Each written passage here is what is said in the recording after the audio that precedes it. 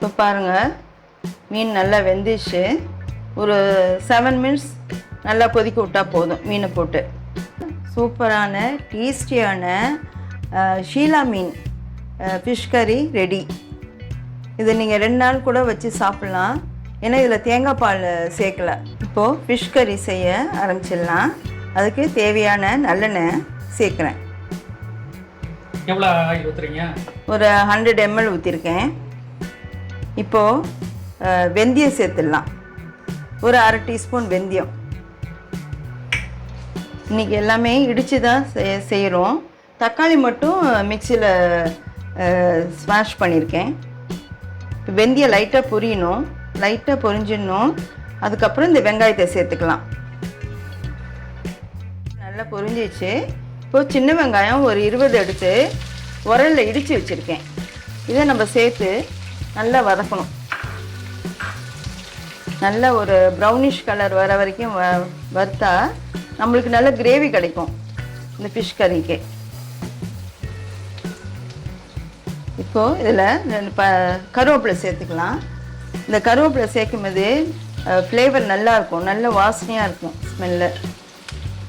அதோடு சேர்த்து ஒரு 3 பச்சை மிளகாய் சேர்த்துக்கிறேன்.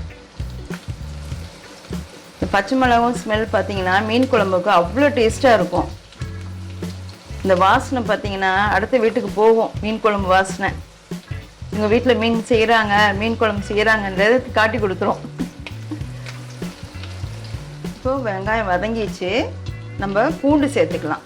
பூண்டு ஒரு 5 பல் பெரிய பல்லாக எடுத்து இடித்து வச்சுருக்கேன். இதுவும் இடித்து தான் செய்கிறேன் நான். அதே மாதிரி நல்ல ஒரு டிஃப்ரெண்ட் டேஸ்ட்டாக இருக்கும். எப்போ பாரு நம்ம அரைச்சி போடுறதோட இது மாதிரி இடித்து போட்டு பாருங்கள், நல்லாயிருக்கும். அதே மாதிரி இஞ்சியும் அப்படி தான். ஒரு சின்ன பீஸ் இஞ்சி அதையும் இடிச்சிருக்கேன். உரலில் இடித்து, நம்ம வீட்டில் உரல் எல்லார் வீட்லேயும் வச்சுருக்கோம்.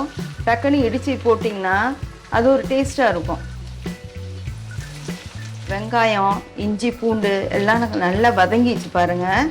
இப்போ இந்த நேரத்தில் நம்ம மஞ்சத்தூள் சேர்த்துக்கலாம். மஞ்சத்தூள் ஒரு அரை டீஸ்பூன் சேர்த்துருக்கேன். அப்புறம் ஒரு 2 டேபிள் ஸ்பூன் மிளகாய் தூள் சேர்த்துக்கிறேன். காரம் கூட வேணும்னா சேர்த்துக்கலாம்ல? காரம் கூட வேணால் நீங்கள் சேர்த்துக்கலாம். அது மாதிரி மல்லித்தூள் ஒரு 2 டீஸ்பூன். நல்ல வாசனை வருது. நல்லா அந்த எண்ணெயில் வறுப்படும் போது நல்ல வாசனையாக இருக்கும். அடுத்தது நெக்ஸ்ட் தக்காளி மிக்சியில் அடித்து வச்சுருக்கேன். ஒரு 2 தக்காளி பழம் இதை நம்ம சேர்த்துக்கணும்.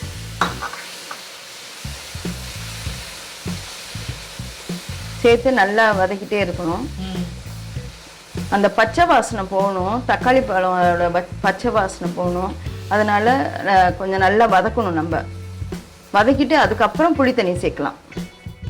இப்போது ஜீரகம் சேர்த்துக்கலாம். ஜீரகம் சேர்க்கும் போது நல்ல வாசனையாக இருக்கும்.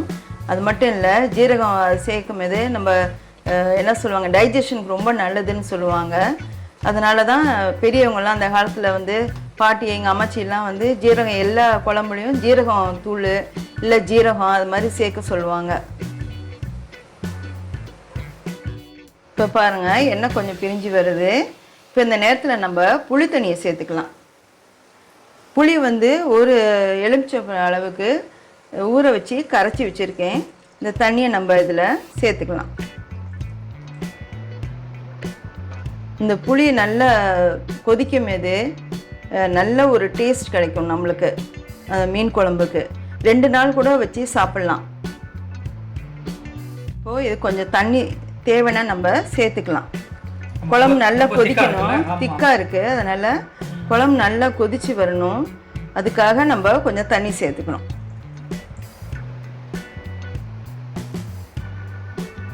இது எவ்வளோ நேரம் கொதிக்கணும்? ஒரு 10 மினிட்ஸ் கொதிச்சா போதும். ஏன்னா நல்லா வதக்கிட்டோம் நம்ம. இப்போ ஒரு 10 நிமிஷம் நல்லா குழம்பு கொதிக்க விடணும். இப்போது கொஞ்சம் உப்பு சேர்த்துக்கலாம். குழம்பு நல்லா கொதிச்சிச்சு. இந்த நேரத்தில் நம்ம ஃபிஷ்ஷு சேர்த்துக்கலாம். இது ஷீலா மீன் வாங்கியிருக்கேன் நான். இதை நம்ம அப்படியே சேர்த்துக்க வேண்டியது தான். குழம்பு நல்லா கொதிக்குமே தான் மீன் போடணும். இல்லைன்னா மீன் வந்து கரைஞ்சிரும்.